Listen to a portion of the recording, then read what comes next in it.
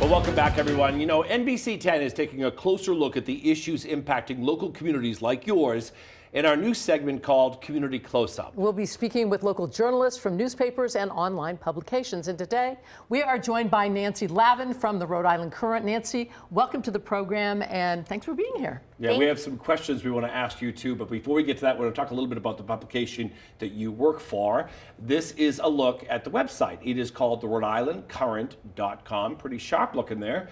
And for those of you who are not familiar, the Rhode Island Current is an independent, nonprofit news outlet focused on state government, and you're born and raised in Rhode Island, so you know a lot about it. Yeah, so today we want to talk about the uncertainty of SNAP benefits during the government shutdown. I was just at the Pawtucket Soup Kitchen, and Nancy, I know you have visited some pantries. What are the clients telling you about how they're impacted? I know you talked to a mother of, 5 children? Yeah, so I was at Good Neighbors Food Pantry in Riverside, Rhode Island. Shout out East Providence, that's where I'm from.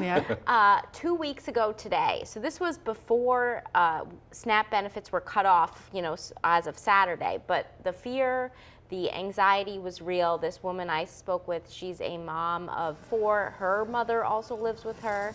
And she was really worried about what she was going to do, as I think are a lot of the millions of people, 144,000 in Rhode Island, who depend on these food assistance benefits every month to afford some food. It's usually not really enough to pay for groceries for anyone for a month, but it's something. It's an important piece. They've really had the rug pulled out from under them, haven't they? Yeah, I mean, I think that even up in the days leading up to November 1st, when there was all of these warnings about, SNAP benefits aren't going to go out, there's been so much back and forth in this administration. I mean, even now we're seeing there's 2 court orders saying you have to give out these benefits, and there's still uncertainty about when it's going to come. Is it going to be full payments? Is it going to be partial payments?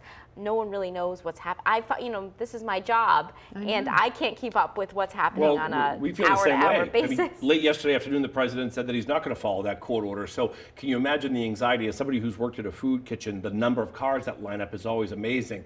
I want to ask you about WIC, though, because the governor told me last night after the state's initial $600,000 to partially fund WIC, they're not sure they have any money going beyond this. So if this shutdown continues, talk to us about the impact that WIC, or lack thereof, is going to have on people. Yeah, so there's about 18,000 pregnant new moms in Rhode Island and their children who get additional food assistance through WIC, which is a program that provides nutrition, but also counseling, resources for things like breastfeeding, childhood nutrition to these Rhode Islanders.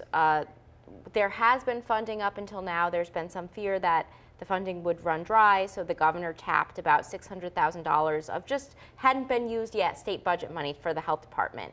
Yeah. But if the shutdown continues past November, we don't know, and that's another blow to a lot of the moms and families that receive SNAP probably also would qualify for WIC, and that is like another addition because, feeding babies. Well, formula alone is so expensive. If you're a parent, you obviously know that. So much uncertainty. Good reporting for you for the Rhode Island Current. We appreciate you coming by and sharing your insight with us. Yeah, thanks for joining us. Nancy Lavin from the Rhode Island Current. Go Townies, right? All right, let's get back to